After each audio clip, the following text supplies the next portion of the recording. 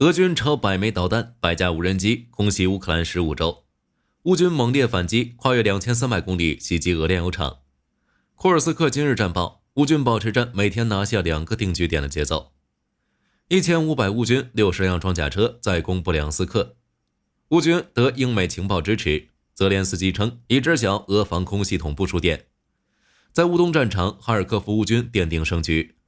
扎波罗热乌军集结4个旅，超100辆装甲车，准备大规模反攻。精彩资讯即将开始。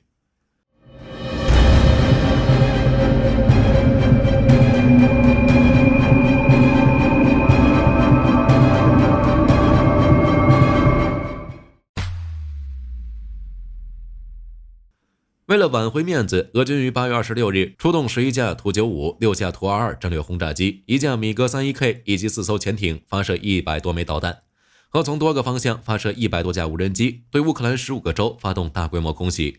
其目标全是能源基础设施和民用目标。袭击共持续11个小时。据初步统计，基辅北部维什戈罗德的基辅水电站和另一座水电站受损，利沃夫和其他几个受影响地区的水电中断，基础设施遭到破坏。甚至一些州的房屋和车辆受损，导致5死21伤，目前损失仍在统计中，可能会进一步增加。值得庆幸的是，此轮俄军空袭仅仅只是导致基辅水电站受损，基辅大坝并没有出现溃坝或断裂现象，否则一旦溃堤，洪水就将淹没半个乌克兰，其后果不堪设想。可以说，这是继炸毁卡霍夫卡大坝后，俄军蓄意制造的又一大灾祸。此外，由于乌克兰紧急预案的实施，俄军积攒几个月的导弹所发动的袭击并未达到预期效果。如在袭击发生时，乌克兰民众并没有惊慌，而是选择在商场地下防空洞进行躲避。乌克兰国家电力公司也下令实施全国紧急断电，避免发生2次伤害。目前不少地区的用电已经恢复。加上乌军各防空部队的努力，如在外卡尔巴阡和利沃夫边境，乌军仅用机枪就击落一架俄军的 K-101巡航导弹。且有不少来袭俄导弹因质量不过关等原因偏离目标，直接射入第聂伯河中。据乌方消息称，乌克兰共击落了127枚来袭俄导弹中的102枚，摧毁来袭109架，俄军无人机中的99架。因此，俄军想让乌克兰在秋天来临之际失去暖气、天然气和电力的愿望，注定还是无法实现了。但自我感觉良好的俄军在大规模空袭后，其俄总统新闻秘书佩斯科夫表示，与乌克兰的谈判已失去意义，认为这场空前绝后的袭击摧毁了乌克兰人的信心，认为乌军投降不远了。大家告诉他，这可能吗？很显然，这是不可能的，甚至还让欧美国家对进一步解除乌军武器使用限制有限新进展。如美国总统拜登提议到，对付俄军这样的空袭，单纯的防御太被动了，必须主动出击，干掉俄军的轰炸机和导弹库。或许乌军听从了这样的意见，其反击十分直接猛烈。其使用无人机横跨2300公里，袭击了鄂姆斯克的炼油厂，并发生强烈爆炸。鄂姆斯克炼油厂是俄罗斯最大的炼油厂，自1955年开始运营，至今已经生产了50种不同类型的石油产品，是俄罗斯为前线俄军提供资源和战场经济的重要来源之一。同时，乌军还使用无人机袭击了恩格斯军用机场，虽然在过程中撞上了萨拉托夫市的一栋38层高大楼，坠落在了距离恩格斯军用机场约12公里的地方，但也让4架图95 MS 战机从恩格斯机场紧急起飞撤离。若是再加上此前对罗斯托夫地区普罗列塔尔斯克油库以及用海王星导弹在克里米亚击沉坎诺吹德号渡轮，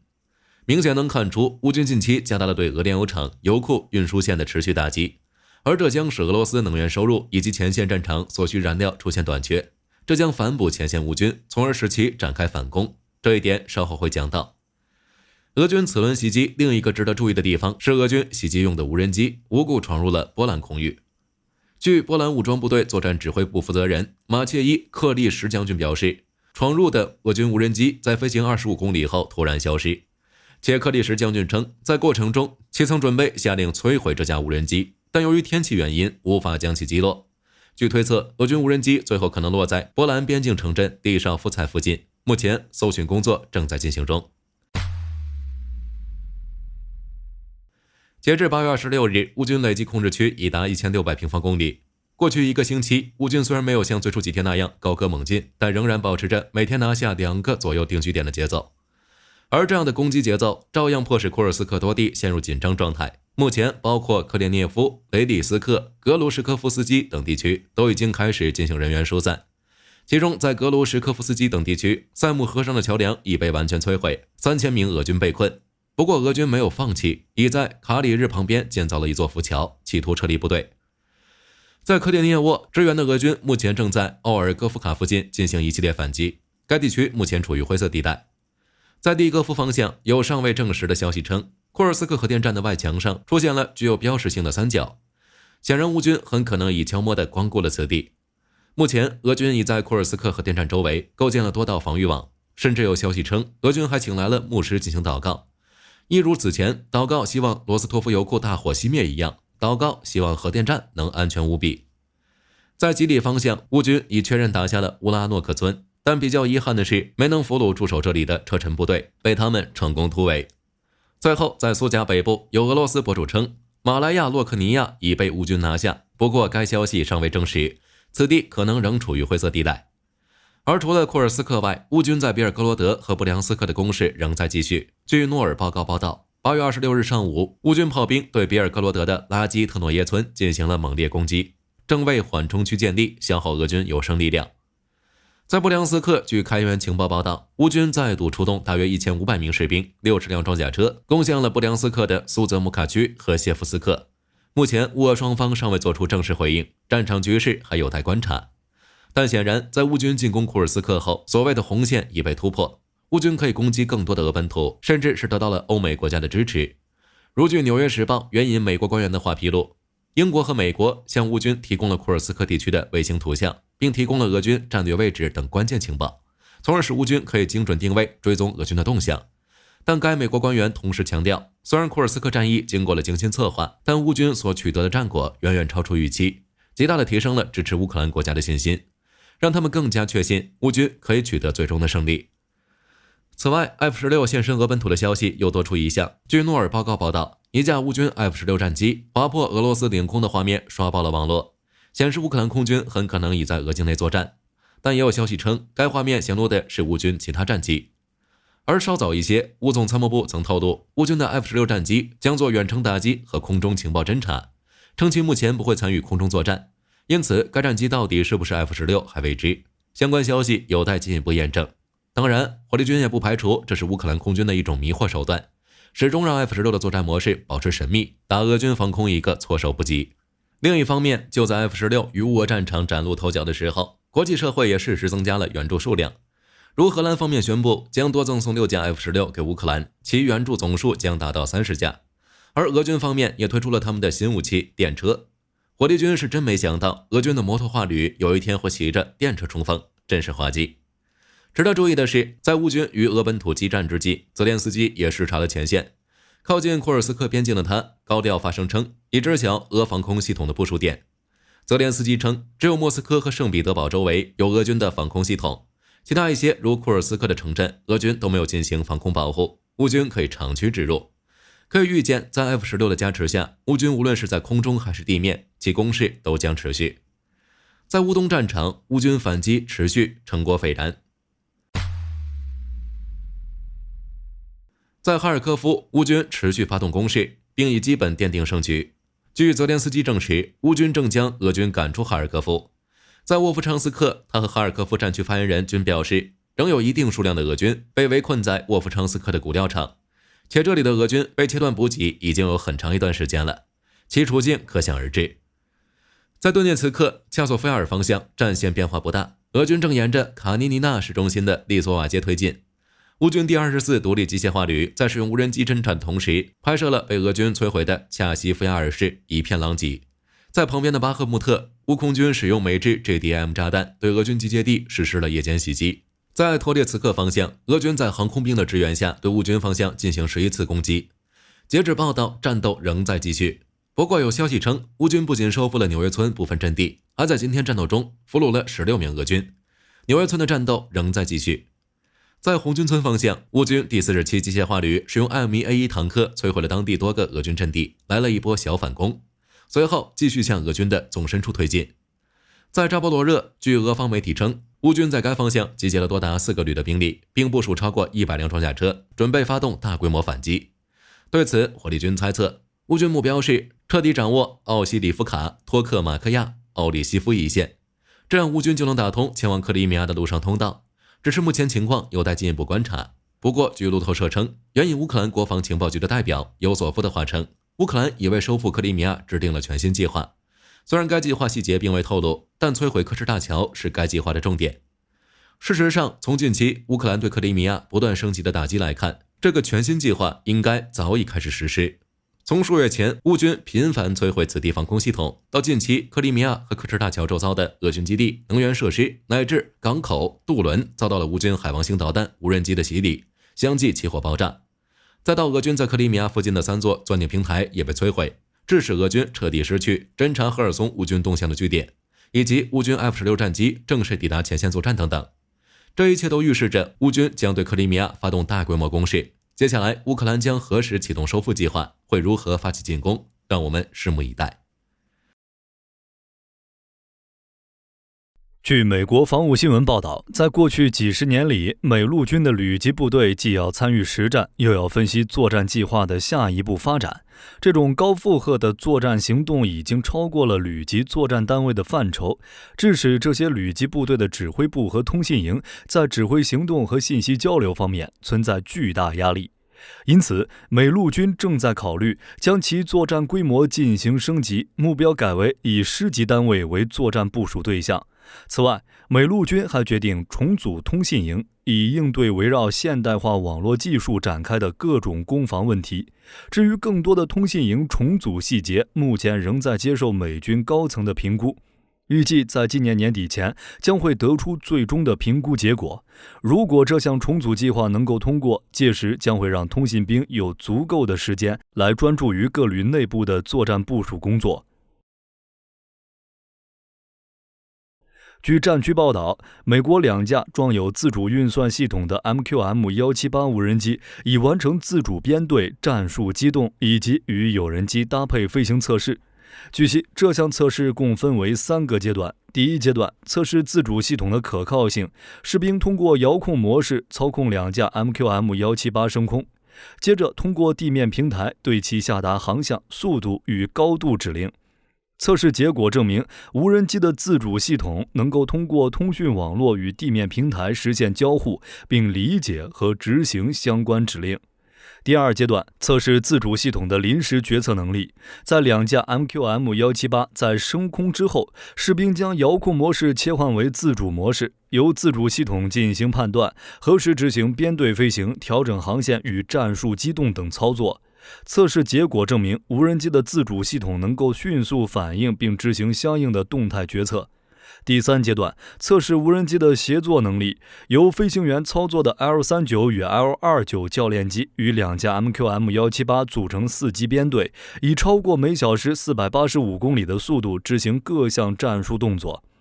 测试期间 ，MQM-178 能够自行调整高度与速度，完成脱离与重组编队程序，验证了与有人机协同作战的可能性。通过这项测试，证明了美空军的自主运算系统技术目前已经相当成熟。今后随着这种技术的不断升级，有望应用于美国的 CCA 计划中，强化美空军的空战技术优势。据美国航空杂志报道，8月21日，一架 RQ-4 无人机从意大利西西里岛的西格内拉海军航空站起飞，绕过乌克兰西部、白俄罗斯和俄罗斯边境，飞越东欧、波罗的海国家和芬兰，最终在经历数小时飞行后，于8月22日降落到英国的费尔福德空军基地。据悉，这是美空军 RQ-4 无人机首次部署到英国。之后于8月24日 ，RQ-4 无人机执行了第一次部署任务。它先是沿着俄芬边境到达摩尔曼斯克地区，接着开始监视圣彼得堡附近地区，然后又返程继续执行其他任务。据日本经济新闻报道，日本正在进行 US-2 两栖飞机的复产工作。US-2 是日本海上自卫队使用的唯一一款国产水陆两栖飞机，它由日本新明和工业公司研制，可以在浪高3米的水域降落，在300米左右的距离内起降，航程超过4700公里。自2004年以来，新明和工业公司已经向日本海上自卫队交付了8架 US-2，其中1号机于近期退役，9号机定于2025年交付，但由于制造成本上升等原因，2023年夏季日本决定对其停产。然而近段时间以来，日本开始加强国防产业的建设工作，已经把 US-2 的建造费用重新纳入到2023年度国防预算申请中，以此来支持其复产。此次2025年年度预算申请将包含10号机和11号机的建造费用，二者将分别取代于2028年退役的2号机和暂定于2032年退役的3号机。另外，因新明和工业公司通过回收利用1至3号机的发动机和液压驱动装置来压缩生产成本，这2架飞机的交付价格仅为2023年估价的一半左右，合计约600亿日元。需要注意的是，因 US-2 曾宣布停产，其零件供应链日趋弱化，三菱重工业、岛津制作所、住友精密工业等制造商相继退出，故而此次复产工作所需的零件供应将主要由日本政府通过其他渠道供应，制造工期可能会延长，不过也有一些制造商正在恢复对10号机和11号机的零件供应。据战区报道，为加强海军舰队的通信网络，美海军正在进行一项计划，名为 SEA-2。它能够通过与近地卫星互相协作，让信息的传递速率变得更快且更安全。不过，要想达到这一目标，需要实现3个关键点：一、通过激光链路实现卫星到卫星通信；2、建立下行链路，以将岸上站点连接到互联网；3、开发移动代码，以保持传播在行驶中的连接。经过多年努力，美海军已经初步解决了这些挑战，设计出了新型卫星终端，允许传播以每秒30至50兆比特的速度安全地访问近地轨道卫星。此外 ，SEA-2 还促使许多战术计算机应用程序已经能够与商业互联网兼容，提供了更可靠的通信，并简化了日常运营工作。根据法新社报道，8月25日，黎巴嫩真主党宣布，利用对特拉维夫附近的一个以色列军事情报基地发动了无人机袭击，这是真主党在25日上午对以色列发动的大规模打击中的一部分。真主党领导人哈桑纳斯鲁拉表示，此次袭击的主要目标是以色列最大的军事情报基地格利洛特，距离黎以边界约110公里。但以色列军方发言人表示，该军事基地并未受到任何影响。另外，根据以色列媒体报道，以色列对外情报部门摩萨德的总部也部署在该基地。根据媒体报道，8月26日，以色列国防部表示，自2023年10月7日起，美国已经通过500架运输机与107艘舰船，向以色列运送了5万吨以上的武器与军事装备，其中包括装甲车、弹药、个人防护装备以及医疗装备。根据俄罗斯媒体报道，8月26日，乌军利用自杀式无人机对俄罗斯萨拉托夫州的一栋38层公寓楼发动了袭击。社交媒体上流传的影片显示了无人机装甲公寓楼的现场画面。萨拉托夫州州长罗曼·布萨尔金表示，俄罗斯防空部队对此次袭击进行了拦截，但无人机虽然仍旧击中了附近房屋，并造成多人受伤。与此同时，俄罗斯布朗斯克州州长亚历山大·博格马兹表示，乌军无人机同样对该州发动袭击，不过在布良斯克州上空遭到拦截。俄罗斯国防部发布声明表示，一夜之间，俄罗斯防空部队至少拦截了20架无人机，其中9架位于萨拉托夫州上空。另外，据路透社报道，乌克兰军方表示，俄罗斯在当天早上对乌克兰境内目标发动了2次无人机袭击。不过，媒体表示，俄罗斯与乌克兰都否认袭击目标包括普通民众。都认为自己袭击的目的是为了摧毁对方敌方作战至关重要的设施。好了，本期视频内容到这里就结束了。大家认为乌军接下来会如何收复克里米亚？欢迎在评论区留言讨论。我是火力军，下期再见。